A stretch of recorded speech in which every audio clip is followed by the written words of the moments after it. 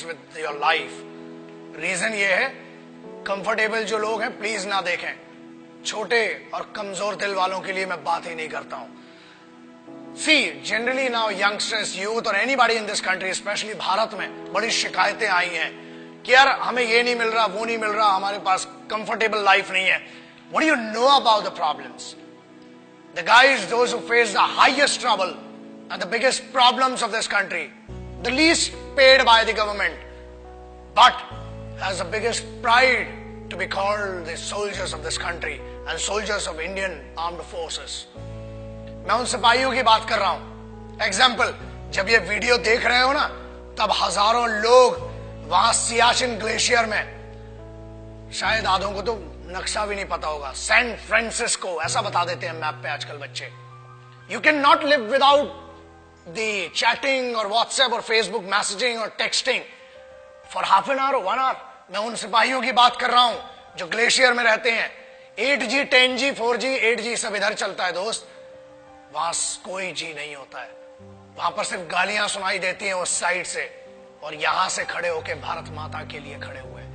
Remember one thing, they are not there, they are not fighting for this country only because they hate the enemy. वो इस देश में रहने वाले लोगों से बहुत मोहब्बत करते हैं, इसलिए वो वहां पर है. They are not there for the payment which is given to them, they are not there for the privileges which are not given to them. Privileges are given to you, the facilities are given to you. फिर भी इतनी complains, अरे पानी गिर गया, हम college नहीं जा पाएंगे, ये हो गया. बहुत कंप्लेन्स है माँ बाप से इन बच्चों को. Remember that. दोस्त, कंप्लेन करने के लिए बहुत लोग हैं, लेकिन वो कंप्लेन नहीं करते हैं. क्यों नहीं करते हैं? Because they are fighting for this land, they are fighting for this country, they are fighting for that emotion of freedom, they are fighting for that emotion which belongs to you, which doesn't belong to them. वो एक sense of responsibility, sense of security आपको देने के लिए वो रात भर खून में खड़े हुए हैं.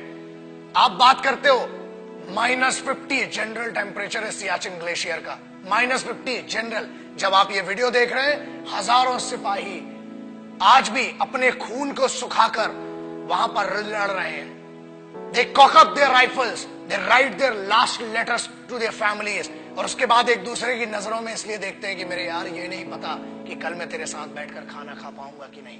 बोलना तो बहुत दूर की बात सोचिए, आप सोच भी नहीं सकते किन कंडीशंस में वहां पर. And remember one thing, I'm not talking about the highest battleground of the country. I'm talking about the highest battleground in the world. This is the only place which is called the highest battleground in the world, and it is written in the history of the world wars. It is written in the history of warfares. जहां लोग श्वास नहीं ले सकते ना, लोग कहते हैं कि हमने 50 या 500 मीटर की दूरी पर या ऊंचाई पर लड़ा है. ये हजारों मीटर की ऊंचाई पर है, जहां सांस नहीं आती है, दिखाई नहीं देता है. वहां पर भी वो सिर्फ जज्बा है जो जिंदा रखता है लड़ने के लिए और इस देश की रिस्पेक्ट के लिए. किसी बेवकूफ गद्दार ने भी बीच में कुछ कहा था कि Indian army is rapist in Jammu and Kashmir. अरे बेवकूफ, फौज रेप करती है ना तो हथियारों से करती है, और होल होके तुम्हारा रेप निकलेगा. याद रखना, ये तो कॉन्स्टिट्यूशन है कि हमें फौज की आज भी एथिक्स और इज्जत है कि फौज आज भी कुत्तों को नहीं मारती, इसलिए बचे हुए हो. और याद रखना, किसी के भी खिलाफ कह लेना, मगर हिंदुस्तानी फौज, Indian army, navy and air force के बारे में बोलने के पहले 1 करोड़ बार सोचना, क्योंकि याद रखना, अगर फौज रेप पे आ गई ना तो तुम्हारी रूह का रेप होगा. Indian Army does not rape. Army, Navy, Air Force, they protect your women, they protect your sisters, because they consider every woman and every young woman as their sisters and mothers. That's why you are protected. बोलना बहुत सरल है और बहुत दम है, बहुत खुजली है, बहुत गर्मी हो रही है ना. आ जरा बॉर्डर पे 2 दिन की ड्यूटी करके दिखा, चूतड़ में से पूरी गर्मी बाहर आ जाएगी. अक्टूबर 1947, देश अभी आजाद ही हुआ था कि हम पर तो जंग थोप दी गई. But who did that? Let's talk about that. I'm talking about first unit of Sikhs, the first battalion of Sikh, one of the most elite, one of the most respected and decorated regiment of the Indian Army, called the Sikh regiment. And this is a wonderful story.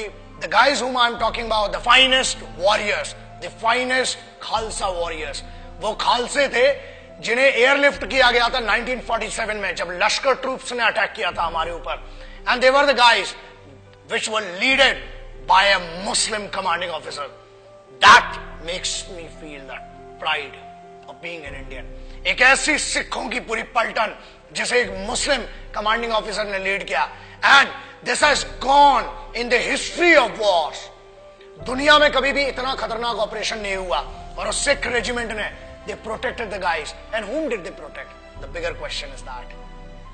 याद रखिए, फौज कभी ये नहीं पूछती, और ना ही उनने 1947 अक्टूबर में पूछा कि हम हिंदुओं को बचा रहे हैं कि मुसलमानों को, कि सिखों को, कि ईसाइयों को.